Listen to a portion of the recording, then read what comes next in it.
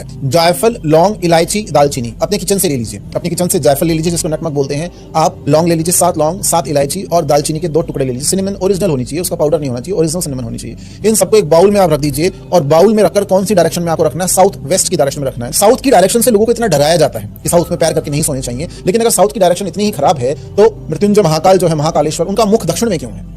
South Mumbai इतना rich क्यों है? आप ये देखिए, गोल्ड के भंडार, सोने के भंडार जो है दक्षिण भारत में क्यों ज्यादा है? इस पे आपको विचार करना पड़ेगा। ये यम की दिशा बिल्कुल सही है, ये पितरों की दिशा बिल्कुल सही है, लेकिन इतनी डरावनी दिशा नहीं है, ये अष्टलक्ष्मियों की भी दिशा है।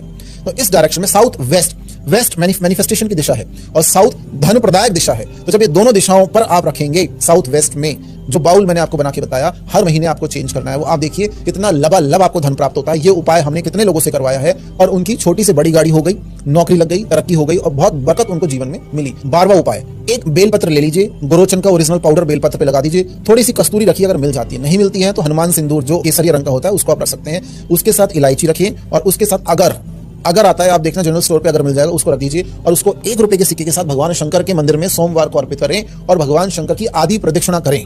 ऐसा 3 सोमवार करने से धन के नए स्रोत बनने लग जाते हैं। 13वां उपाय, अगर आप नॉर्थ ईस्ट की डायरेक्शन, जो बृहस्पति की डायरेक्शन है, बृहस्पति की डायरेक्शन से धन प्राप्त करना चाहते हैं तो पहले तो आप नॉर्थ ईस्ट में मुख करके अपना भोजन करें। अगर नॉर्थ ईस्ट में आपका फेस है, आपको कुछ नहीं करना है, बस वहां बैठ के खाना खाओ। आप किसी भी डायरेक्शन में बैठ जाओ, फेस आपका नॉर्थ ईस्ट में होना चाहिए। आप देखिए धन आपका अपने आप बढ़ने लग जाएगा। उस भोजन को करते हुए आप ये सोचिए कि धन आप आ रहा है, माता अन्नपूर्णा की कृपा हो रही है, बृहस्पति महाराज की कृपा हो रही है।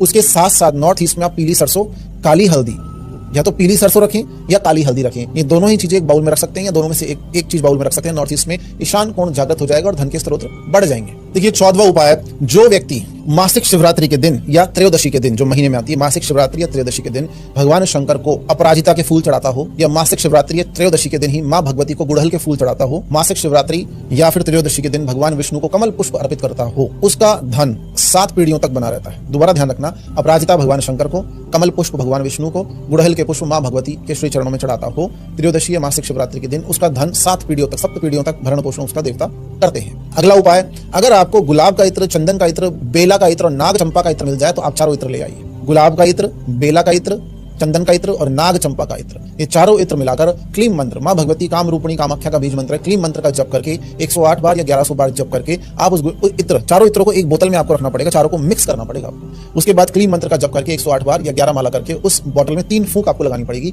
और उसको अपने देव स्थान पर आप रख दीजिए। नित्य जब आप घर से बाहर निकलते हैं तो उस इत्र का ट्रांसपेरेंट, पारदर्शी, किसी को दिखेगा नहीं, उस इत्र का तिलक आप अपने मस्तक पे करके जाइए। केवल आप खुद हमें कमेंट सेक्शन में लिखना कि आपको क्या रिजल्ट मिला। उपाय साधारण, शक्ति असाधारण। अगला उपाय हम